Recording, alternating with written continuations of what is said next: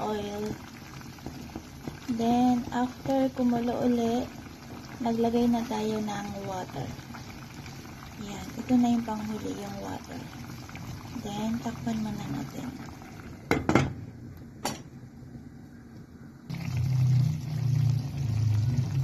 Good evening, everyone. Yan. Naluluto na yung ating paksiw na tambakol.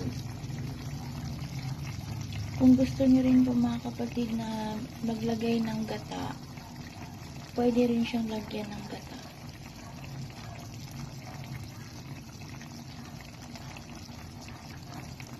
Good evening, good evening. Papatuyuan lang natin ng konti pa mga kapatid.